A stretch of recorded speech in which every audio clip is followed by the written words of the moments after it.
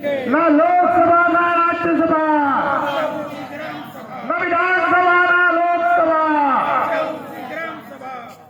साथियों, आज 14वां कोयला सत्याग्रह पूर्वग्राम के इस पावन धरा पर मंचासीन हमारे बीच हमारे राजा साहब और लैलूंगा के जिला पंचायत सदस्य देवेंद्र प्रताप सिंह जी आपके चरणों में सादर सादर सेवा जोहार करते हुए आज इस कार्यक्रम को सफल बनाने के लिए पूरे भारत देश से अनेकों राज्यों से आए सभी अतिथिगण और जल जमीन को बचाने वाले वो अतिथिगण आप सभी के चरणों में सादर सादर सेवा जोहार करते हुए इस कार्यक्रम को आयोजन करने वाले बाबूजी जो लगातार जल जंगल जमीन को इस क्षेत्र को बचाने के लिए जिंदल से टकरा रहे हैं, बड़े बड़े उद्योगपतियों से टकरा रहे हैं, शासन प्रशासन से टकरा रहे हैं और अपने इस व्यक्तित्व के धनी हरिहर पटेल जी आपके चरणों में सेवा जोहार करते हुए लगातार जन चेतना के माध्यम से और हर साल इस कार्यक्रम को कराने वाले भैया राजेश त्रिपाठी जी जो लगातार इस क्षेत्र में यहाँ के जल जंगल जमीन को संवैधानिक अधिकारों के साथ यहाँ के क्षेत्र को जन जागृति लाने वाले भैया राजेश त्रिपाठी जी, साथ में एक महिला होकर इस क्षेत्र में लगातार अपना जीवन समर्पित करने वाली हमारी बड़ी दीदी सविता रथ जी आपके चरणों में सेवा जोहार करते हुए इस कार्यक्रम को सफल बनाने इस क्षेत्र के इस जल जंगल जमीन के मालिक और मालकिन आप सभी के चरणों में सेवा जोहार करते हुए इस कार्यक्रम को सफल बनाने के लिए आए मेरे साथ मेरे मीडिया के साथी आप सभी के चरणों में सादर सादर सेवा जोहार। साथियों, ये 14वां कोयला सत्याग्रह है। मैं उस शख्स के चरणों में फिर से सादर सेवा जोहार करता हूँ जिसके दिमाग में इस क्षेत्र के ये कोयला सत्याग्रह चलाने की सबसे पहले बात आई और जिन्होंने ये प्रस्ताव रखा, मुझे नाम पता नहीं, जो भी हो, क्योंकि ये कोयला सत्याग्रह आज सिर्फ इस पूर्वा गांव में नहीं, आज सिर्फ पेलवा गांव में नहीं, आज ये कोयला सत्याग्रह सिर्फ तमनार में नहीं, सिर्फ रायगढ़ में नहीं, सिर्फ छत्तीसगढ़ में नहीं, इसका नाम आज पूरे प्रदेश पूरे देश में गूंज रहा है। बजा दीजिए भाई ताली उन सत्याग्रहियों के लिए। साथियों, कोयला सत्याग्रह मनाने की क्यों जरूरत पड़ी ये बहन बता रही है कि इससे पहले देश में नमक कानून के लिए आंदोलन चला गांधी जी के द्वारा, आज उनकी जन्म जयंती है। मैं आज गांधी जी के चरणों में भी सादर सादर सेवा जोहार अर्पित करता हूं। आज पूर्वा गांव में 14वां कोयला सत्याग्रह मनाया जा रहा है। सत्याग्रह का मतलब है क्या, पहले इसको जानने की जरूरत है। सत्याग्रह का मतलब होता है सत्य के लिए अडिग रहकर हथ करना, सत्य की लड़ाई लड़ना, अहिंसात्मक रूप से अपनी कार्यशैली को बनाए रखना, उसको सत्याग्रह कहते हैं। और लगातार यहाँ के सत्याग्रहियों ने संवैधानिक रूप से, कानूनी रूप से अपने जल जंगल जमीन और इसके नीचे दबी खनिज संपदा जो यहाँ के मालिक और मालकिन है, उस मालकियत को पाने के लिए इस कोयला सत्याग्रह को मना रहे हैं।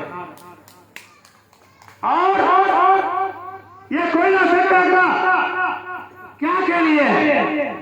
कोयला आप सब जानते हैं कि तमनार क्षेत्र में प्रकृति का नवाजा हुआ खनिज, प्रकृति का नवाजा हुआ खनिज का भंडार जिसे काला हीरा के नाम से जाना जाता है, उसे कोयला कहते हैं।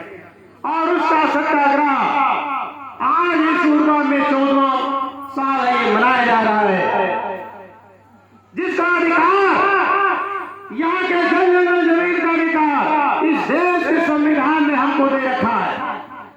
यहाँ के खनिज का अधिकार मुझसे पूर्व वक्ता है, उन्होंने बताया समता का जजमेंट 11 जुलाई 1997 को वेदांता समता का जजमेंट का जो मामला है आंध्र प्रदेश के मामले में, उसमें कहा गया कि जमीन का मालिक ही खनिज का मालिक होगा। देश के सर्वोच्च अदालत ने यह फैसला दिया। देश का संविधान जो इस देश का नियमावली है, जिसके अनुच्छेद 244 में इस क्षेत्र को अनुसूचित क्षेत्र घोषित किया गया है। अनुसूचित क्षेत्र मतलब वहां पर स्वशासन और नियंत्रण का अधिकार। इस क्षेत्र में हमारा स्वशासन और नियंत्रण होगा। इस क्षेत्र में जो भी कानून केंद्र सरकार या राज्य सरकार बनाएंगे, हमारी सहमति के बगैर वो यहाँ पर लागू नहीं होंगे। यह देश के संविधान का अनुच्छेद 244 कहता है।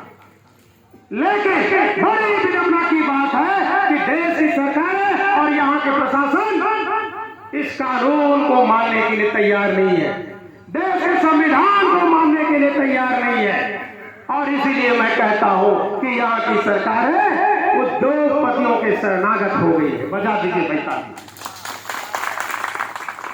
ये सारे उद्योगपति आज आपके जल जंगल जमीन को, आज पूरे रायगढ़ जिला को, पूरे देश में जहां जहां पर खनिज का भंडार है वहां को निकल जाना चाहते हैं।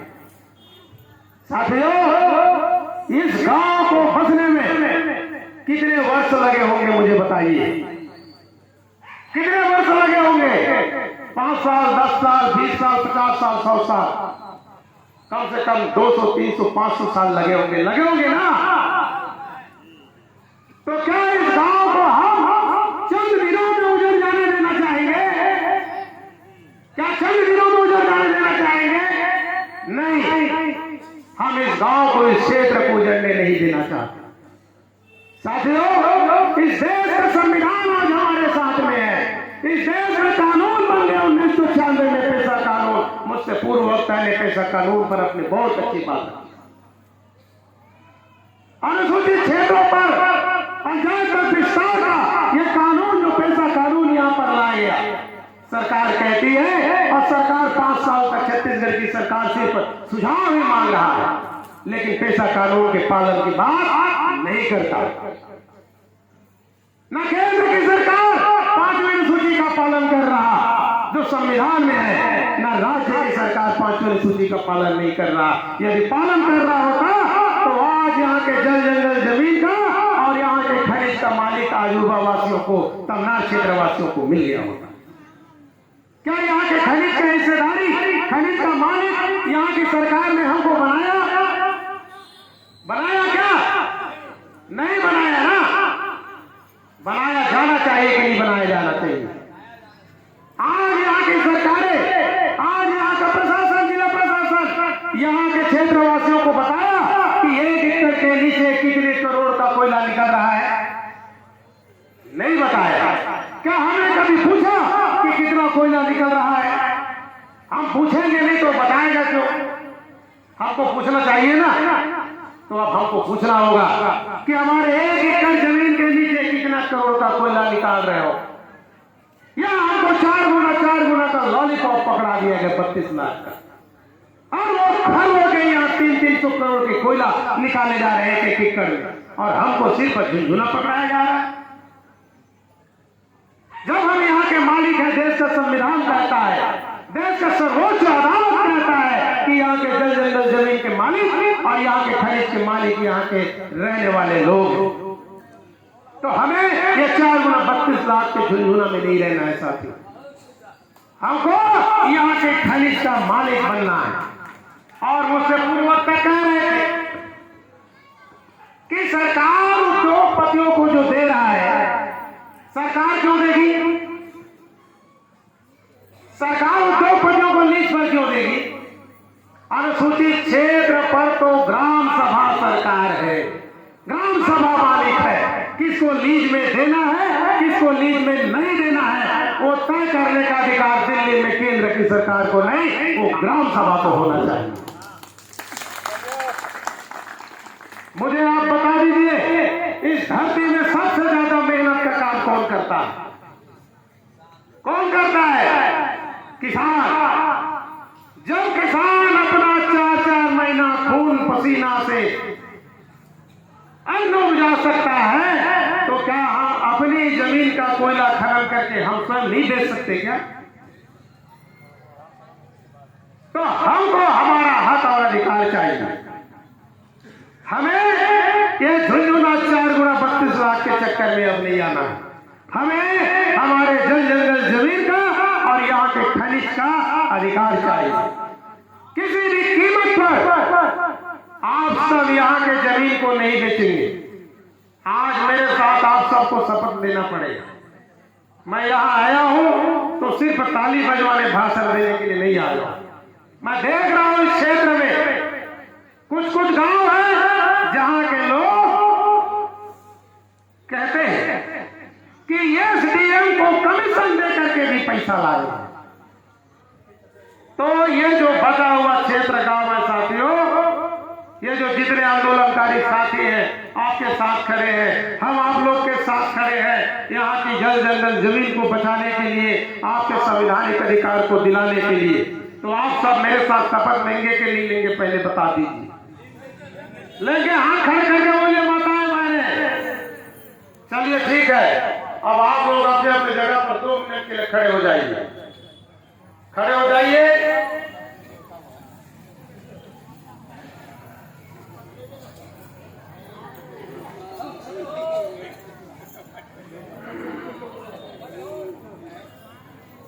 अब सब अपना हाथ ऐसे मेरे जैसे सामने रखेंगे। मैं भाषण देने वाला नेता नहीं हूं भाई, मैं काम करने वाला नेता हूं। नेता नहीं आपका बेटा, क्षमा चाहता हूं। ठीक है, मैं जैसा बोलूंगा मैं बोलूंगा, फिर अपना अपना नाम दोहराइएगा। मैं राजेश सिंह मरकाम, अपना अपना नाम कहो भाई। मैं राजेश सिंह मरकाम आज उर्वा की इस पावन धरा पर कोयला सत्याग्रह के अवसर पर यहाँ उपस्थित होकर प्रकृति को साक्षी मानकर और यहाँ उपस्थित सभी क्षेत्रवासियों को साक्षी मानकर मैं शपथ लेता हूं कि मैं और हम सभी किसी भी कीमत पर अपने क्षेत्र को, यहाँ की जल जंगल जमीन को किसी भी उद्योगपति को या शासन को नहीं बेचेंगे और लीज पर भी नहीं देंगे। चलिए अब बैठ जाइए। धन्यवाद। आज आप सब ने सिर्फ मेरे कहने मात्र से मेरे ऊपर भरोसा करके आपने शपथ लिया है।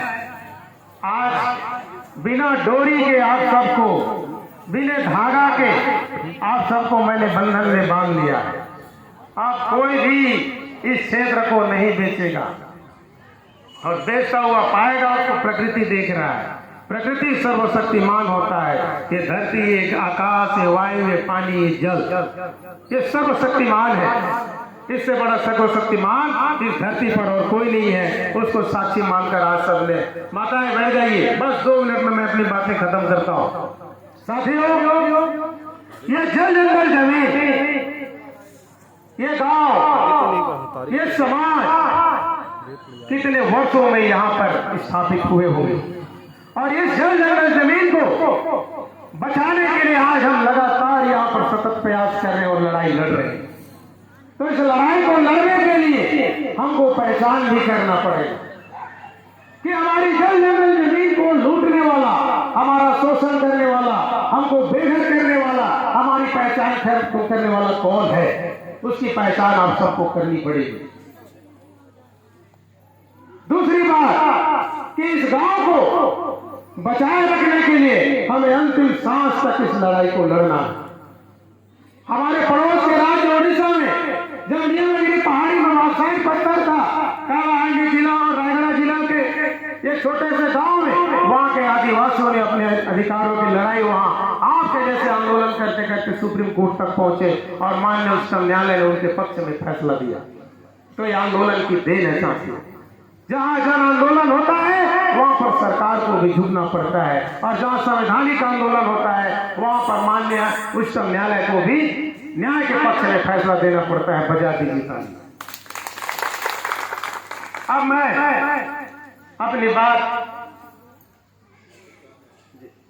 अपनी बात पूरी करते हुए, क्योंकि समय हो चुका है साथियों, यहाँ की जल जंगल जमीन से आपका मान सम्मान और स्वाभिमान है।